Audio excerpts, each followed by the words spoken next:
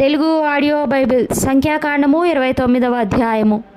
7వ నెల మొదటి తేదీన మీరు పరిశుద్ధ సంఘముగా కూడవలెను. మీరు జీవనోపాధి అయిన పనులేమీ చేయకూడదు. అది మీకు శృంగధ్వని దినము.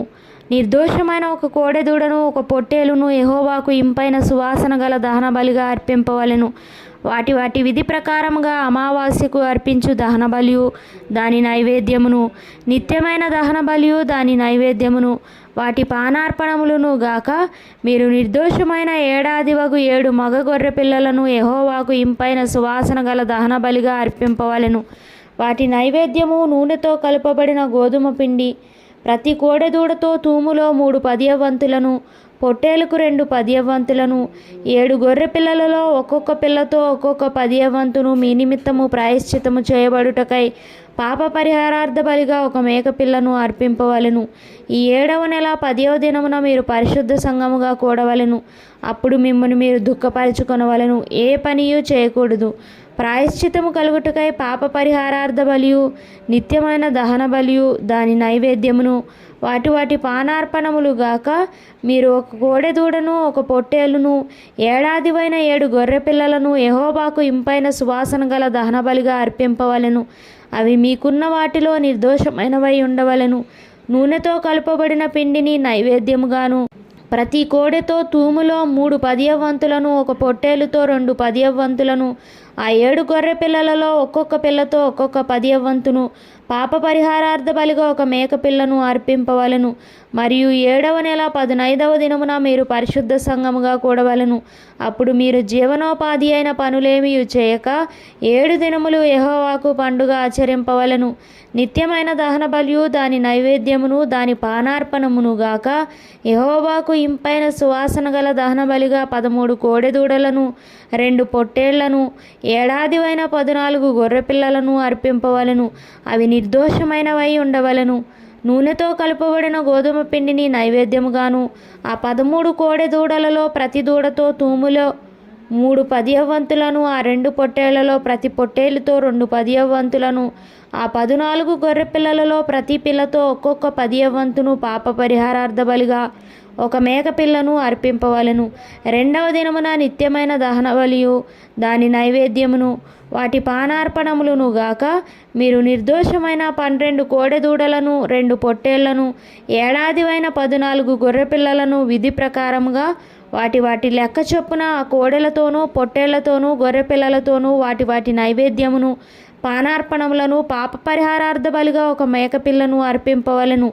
3వ దినమున నిత్యమైన దహన బలియు దాని నైవేద్యమును దాని పానార్పణమును గాక నిర్దోషమైన 11 కోడెలను 2 పొట్టేళ్లను ఏడాదివైన 14 గొర్రె పిల్లలను విధి ప్రకారముగా వాటి వాటి లెక్క చొప్పున ఆ కోడెలతోనూ పొట్టేళ్లతోనూ గొర్రె పిల్లలతోనూ వాటి నైవేద్యమును ప్రాణార్పణములను పాప పరిహారార్థ బలిగా ఒక మేక పిల్లను అర్పింపవలెను.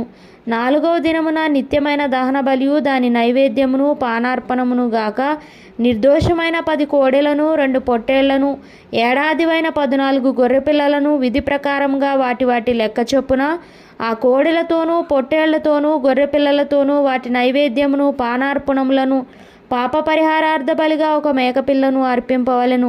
5వ దినమున నిత్యమైన దహన బలియు దాని నైవేద్యమును పానార్పణమును గాక నిర్దోషమైన 9 కోడెలను 2 పొట్టేళ్లను ఏడాదివైన 14 గొర్రె పిల్లలను విధి ప్రకారముగా వాటి వాటి లెక్క చొప్పున ఆ కోడెలతోనూ పొట్టేళ్లతోనూ గొర్రె పిల్లలతోనూ వాటి వాటి నైవేద్యమును పానార్పణములను పాప పరిహారార్థ బలిగా ఒక మేక పిల్లను అర్పింపవలెను. 6వ దినమున నిత్యమైన దహన బలియు దాని నైవేద్యమును పానార్పణమును గాక నిర్దోషమైన 8 కోడెలను 2 పొట్టేళ్లను ఏడాదివైన 14 గొర్రె పిల్లలను విధి ప్రకారముగా వాటి వాటి లెక్క చొప్పున ఆ కోడెలతోనూ పొట్టేళ్లతోనూ గొర్రె పిల్లలతోనూ వాటి వాటి నైవేద్యమును పానార్పణములను పాప పరిహారార్థ బలిగా ఒక మేక పిల్లను అర్పింపవలెను. 7వ దినమున నిత్యమైన దహన బలియు దాని నైవేద్యమును పానార్పణమును గాక నిర్దోషమైన 7 దూడలను 2 పొట్టేళ్లను ఏడాదివైన 14 గొర్రె పిల్లలను విధి ప్రకారముగా వాటి వాటి లెక్క చొప్పున ఆ కోడెలతోనూ పొట్టేళ్లతోనూ గొర్రె పిల్లలతోనూ వాటి వాటి నైవేద్యమును పానార్పణములను పాప పరిహారార్థ బలిగా ఒక మేక పిల్లను అర్పింపవలెను. 8వ దినము మీకు వ్రత దినముగా నుండును.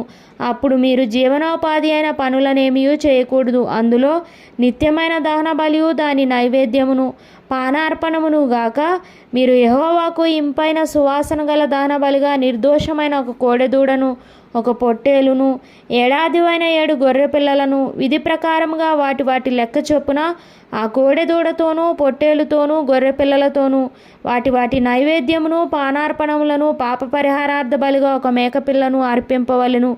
మీ మ్రొక్కుబళ్లను, మీ స్వేచ్ఛార్పణములను, మీ దహన బలులను, మీ నైవేద్యములను, మీ పానార్పణములను, మీ సమాధాన బలులను గాక వీటిని నియామక కాలములందు యెహోవాకు అర్పింపవలెను. యెహోవా మోషేకు ఆజ్ఞాపించినట్లు మోషే ఇశ్రాయేలీయులతో సమస్తమును తెలియజెప్పెను.